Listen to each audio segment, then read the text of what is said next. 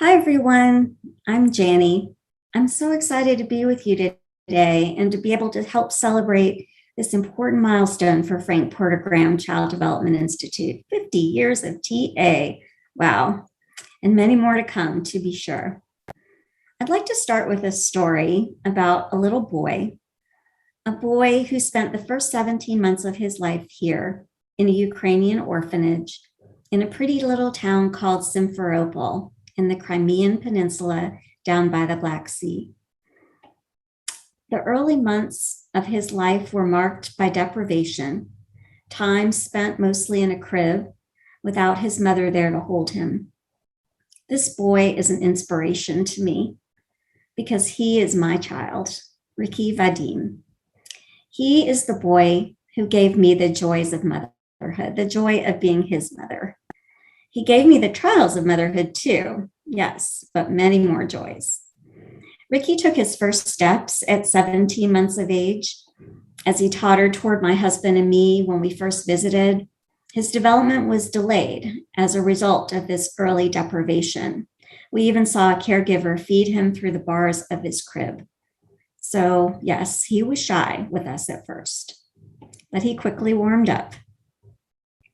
Even though Ricky took his first steps with us in the orphanage, by the time we were in the hotel in Kiev, he was running down the hallways, screaming and laughing. We had to chase after him, saying, "Shh, you wake up the other people in the hotel." Ricky's one of the reasons that I became interested in early childhood inclusion. Those months in the orphanage impacted Ricky's early development, and we know how important those early years are for young children.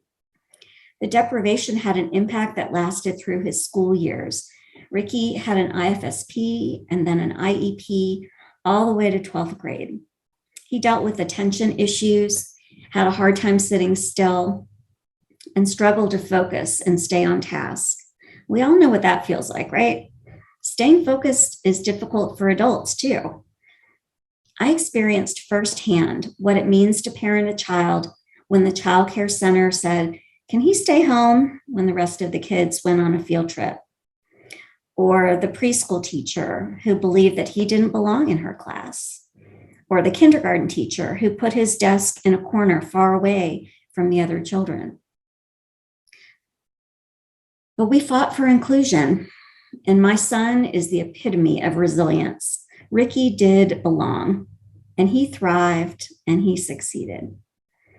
Ricky is my why when it comes to my passion for inclusion.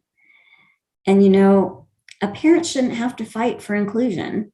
Every child deserves the opportunity to learn alongside their peers and to achieve their greatest potential. So, not only am I the parent of a child with a disability, I'm also a person with a disability and the daughter of a parent with a disability. And all of these roles have been lived in an inclusive world. Yes, our world is inclusion, for better or worse. And children with and without disabilities belong together as they learn and laugh and grow in childcare, in preschool, in elementary school, in high school, in life. Inclusion is a natural trajectory for all children. And we know from a large body of research that inclusion works. But we know that unfortunately, segregated preschool programs are the norm rather than the exception. In fact, today, more than half of the preschoolers with disabilities still receive their services in segregated classrooms. This quote from Marian Wright Edelman really speaks to my heart. "The sea is so wide and my boat is so small." Do you ever feel that way? It may resonate with me in particular because I'm a little person. I stand at 4'6" tall, and my metaphorical boat is indeed small. It does sometimes seem as though the sea is wide and that we have a long way to go to make early childhood inclusion the norm rather than the exception. My boat is small, but I also know that my boat is not the only boat. I have many partners in this work, including you. Together, we make a mighty fleet on behalf of children and families. Early childhood folks are a passionate bunch. We want to make things happen for children. We know that our work is critically important. I started out in this field in the most humble of roles.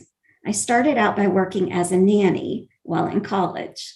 Yes, I was, wait for it, Janny the nanny. I went on to work as a preschool teacher in an inclusive classroom of very spirited 4-year-olds. I taught at the community college. I worked as a disability services coordinator for a large migrant Head Start program. I provided technical assistance for Head Start and then Smart Start here in North Carolina. And I served as an administrator for the North Carolina Division of Child Development and Early Education. I've also served as a TA provider for national projects funded by the Office of Head Start and the Office of Child Care. And now I provide technical assistance at FPG through the Early Childhood Technical Assistance Center. We support Part C and Part B Section 619 coordinators as they move mountains at the state level. I feel as though I have found my professional home here at FPG. FPG is a special place. About 18 years ago, my husband and I decided to move from the Midwest to North Carolina to be closer to family. It felt like the great unknown and pretty intimidating too. North Carolina has a reputation in the early childhood world, as you know, and I worried about making it in the big leagues. Would I be able to have a career in early childhood in a place where the Eckers and Itters were born? Was I enough? Somehow, I found the contact info for Pat Trohannis online and I reached out. Yes, the Pat Trohannis. Without an introduction or anything, I just called up Pat Trohannis himself. Opportunity favors the bold, y'all. I left him a voicemail and asked if he would call me back and share some ideas for professional opportunities for someone like me. The nerve, right? He called me right back. He was so kind on the phone. And Pat made me feel like North Carolina was about to get a special gift when Janny Kozlowski rolled into town. Pat valued people and he valued relationships. And this is a tradition that remains in the Trohannis Technical Assistance Projects.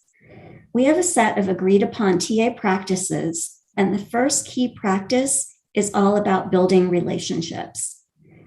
Relationships are at the heart of what we do.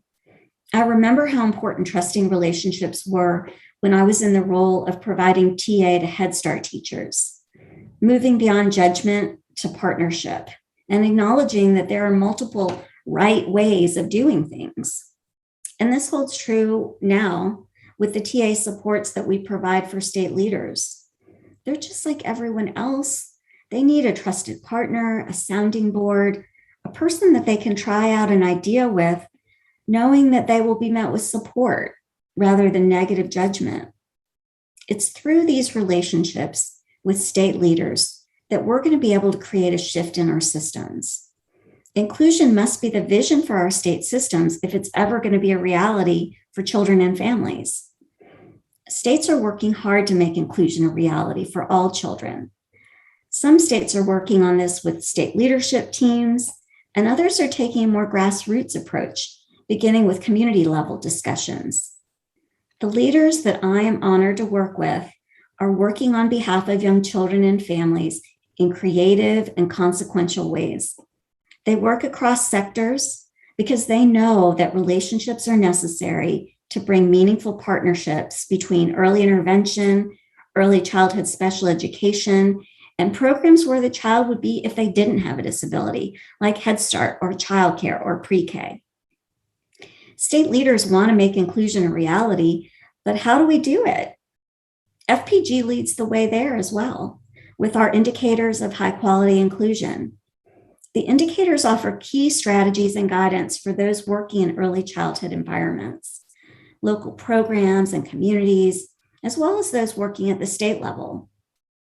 The indicators provide benchmarks to track our progress over time, and states are using data from the indicators to make decisions on behalf of children and families. States are also grappling with equity in our early intervention and early childhood special education systems. I believe equity can be possible in early childhood. We're a group of people committed to social justice and fairness and being the voice for people who don't have a voice. Children aren't voters. They need us to be their voice. Do you remember that image of equity at the ballpark? It's a great visual to explain the distinction between equality and equity, and it makes a lot of sense to me. You can imagine that as a little person myself, my world is very step stool oriented. The image reminds me that equity isn't about everyone getting the same supports, because everyone does not need the same supports.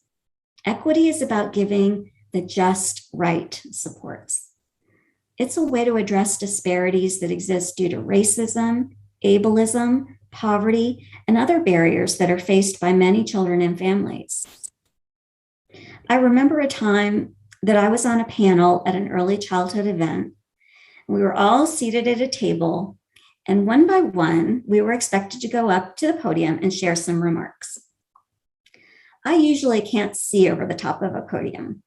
So in my mind, I was already trying to figure out how I might be able to take the microphone off the stand so I could stand beside the podium, but the microphone looked pretty much wrapped around the stand. I was really nervous, not about giving the remarks, but about podium management. Well, wouldn't you know it, when it came time for me to speak, I looked down and a step stool was just there. The early childhood event planner didn't even think twice about it. She just knew that that's what I needed, and she was ready with the support. She met the moment for me. In early childhood, equity is in our blood. It's our nature. And given that this is so, we have the ability to generalize to all needs and to expect inclusion and equity even when the child's needs might not be as visible. I believe in our field. I'm passionate about our field, about early childhood educators. So much so that I've created a book about inclusion that will be published next year. Every Child Can Fly, an Early Childhood Educator's Guide to Inclusion, is a book that I hope will provide strategies and solutions for educators out there who also believe that each and every child belongs and deserves inclusive programs. You know, when I think about our work, my son Ricky is my why, but the early childhood field is my how. Through educators, through communities, through partnerships, and through state level leadership, we can make inclusion happen for children and families. It's true that the sea is wide and my boat is small, but every ripple on the water that we create will turn into a wave. Thank you, FPG. And thank you, Pat Trohannis, for your value of relationships, for giving me that helping hand years ago, and for building my sense of belonging in this fabulous early childhood world. I'm forever grateful. Thank you.